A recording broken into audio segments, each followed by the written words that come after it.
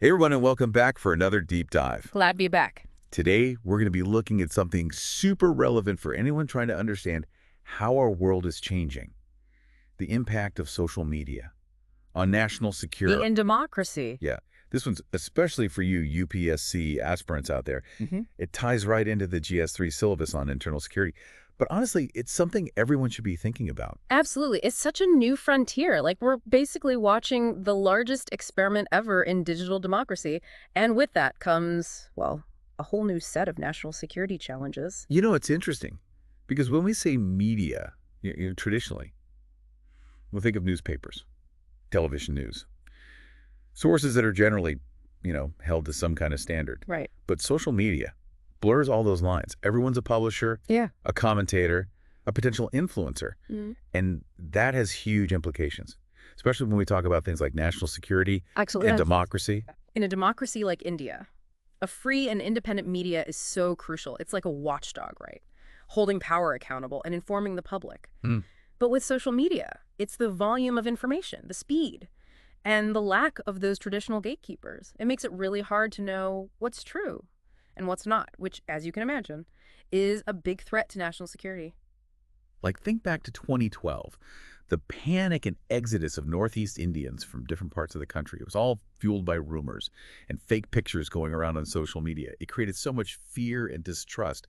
It was a really stark reminder of how easily social media can be manipulated to cause panic and disrupt social harmony. Yeah, and it's not just about isolated incidents. The way these algorithms work, prioritizing content that gets people engaged often means that, sensationalized stuff, even false information, spreads like wildfire, faster than accurate reporting. And that creates these echo chambers where people only see information that confirms what they already believe. It just makes those societal divides even worse. Right? It's like everyone's trapped in their own little bubble. And that's a serious problem for democracy. Like, how can we have meaningful conversations, debate, make informed decisions when people are basically living in different versions of reality? Exactly. And it's important to remember the social media landscape itself is so diverse.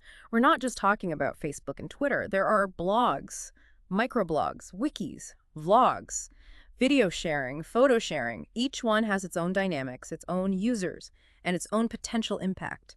And that complexity makes it even harder to monitor and regulate information, especially when it comes to national security. It's like trying to herd cats, digital cats. But on the other hand, social media offers these incredible opportunities for communication, for engagement, even for intelligence gathering. You can use it to monitor public sentiment, track potential threats, and even spread information during emergencies. Exactly like during the Kerala floods.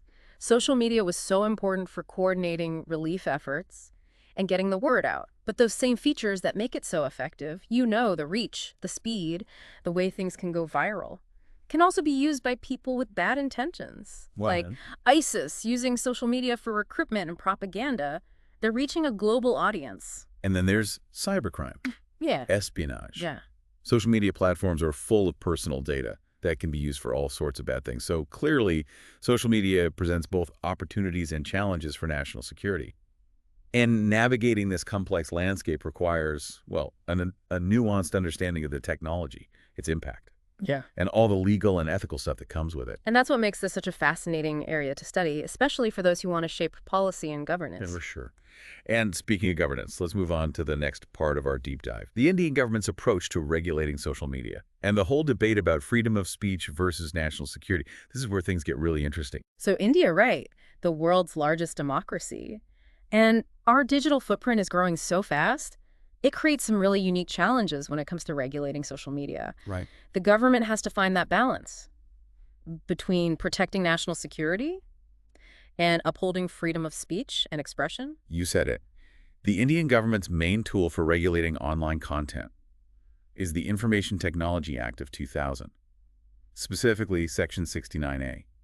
It lets the government block websites or content if it's in the interest of national security, public order, or to prevent violence. Yeah, and that provision has been praised for stopping the spread of harmful content, but also criticized for potentially being misused to silence dissent or criticism. It's complicated, right? Very. No easy answers. It's been challenged in court a lot, and there's been a ton of public debate. A lot of the concern is about transparency. Like, how are these blocking orders issued? How are they implemented? And is it really justified to block an entire website, or should they just be removing specific content? These are all things that policymakers have to consider. For sure. And then you have internet shutdowns. Oh, yeah. India has had the most internet shutdowns in the world in recent years. Really? Yeah. They often happen in response to protests, communal violence, even during exams to stop cheating. Wow. I can see how that'd be controversial. Definitely. The government says shutdowns are necessary to keep things under control and stop rumors from spreading. But critics argue they hurt ordinary citizens, businesses, essential services. It raises questions about how we balance security and individual rights in this digital age. It's a tough question. How much freedom are we willing to give up for security? Where do we draw the line? Yeah, it's a global debate. Governments all over the world are trying to figure out this whole social media thing. And this power isn't just about national security. It affects the very core of democracy. Let's talk about how social media is shaping political discourse and citizen engagement in India. It's been called a democratizing force, giving a voice to those who haven't been heard, and letting people participate in public discourse like never before. It's a powerful tool for mobilization, raising awareness, holding those in power accountable. Like the Anna Hazare anti-corruption movement and the protests after the Nirbhaya case. Exactly. Social media was huge in those movements, getting people involved, putting pressure on the government. And it's not just about protests. Social media has become the main platform for political campaigns, especially during elections. It lets parties and candidates connect directly with voters. They don't even need traditional media anymore. Right. It's led to more personalized and interactive engagement. Politicians use Twitter and Facebook to share their views, answer questions, even debate their opponents. But that accessibility also comes with risks, like misinformation, fake news, hate speech during elections. You see coordinated disinformation campaigns, trying to influence how people vote, bots and trolls amplifying certain stories and attacking opponents. It really makes you question the integrity of elections and how easy it is to manipulate things in the digital age. It does. How can we make sure social media isn't used to undermine democracy itself? It's a tough question, one that India and other democracies are wrestling with. And then there's the whole issue of algorithms, contributing to polarization and echo chambers. Right, we talked about that before. Yeah, they prioritize content that gets engagement, which often means stuff that's sensationalized, divisive, emotionally charged. It's like they feed people exactly what they want to hear. It creates a situation where people only see one side, and it makes it much harder to have productive conversations, find common ground. Yeah. It can even lead to more intolerance and hostility towards people with different views. That's scary for democracy. Democracy needs open debate. Yeah. And the ability to engage with different perspectives. Absolutely. If social media is hurting those values, we need to find ways to fix it, without stopping the good parts of online discussion. So we've talked about the risks and challenges, but social media also has so much potential for good. Definitely. It can promote civic engagement, raise awareness about important issues, and connect people across all sorts of barriers. Yeah, it's like this powerful tool. You can use it to build things up or tear them down. It all depends on us as individuals and as a society, how we choose to use it. It really shows how important digital literacy is. Critical thinking, too, and just being responsible online. We need to give people the skills to figure out what's true, to have respectful conversations, and use social media to make things better. And that brings us to another important point, the role of law enforcement.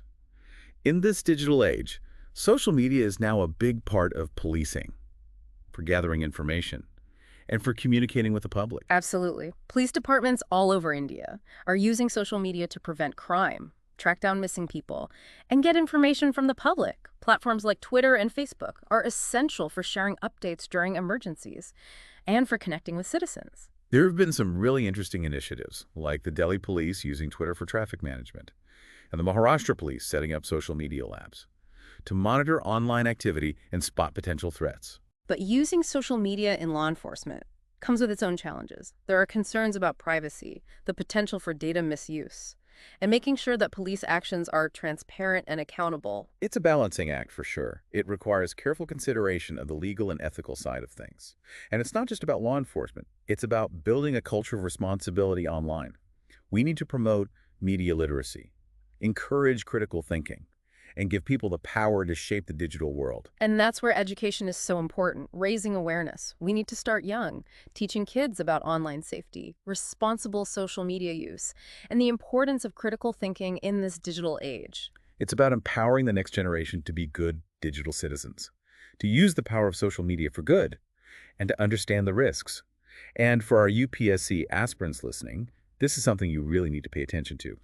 As future policymakers, you'll be dealing with these complex issues, and shaping India's digital future. It's an exciting field, constantly changing. It requires a deep understanding of how technology, society, and governance all work together. It's about finding that balance, where we can use the power of social media for progress, while protecting our security and our democratic values. So as we wrap up this deep dive, I want to leave you with this thought. The future of social media isn't set in stone. It's being shaped right now by the choices we make, the conversations we have, and the actions we take. We all have a part to play in making sure this technology is used responsibly to build a safer, more equitable, and more democratic world. It's an ongoing conversation, and it needs our attention. Thanks for joining us on this journey. And to all our listeners, don't forget to share your thoughts. Keep the conversation going on our social media channels. Until next time, keep diving deep.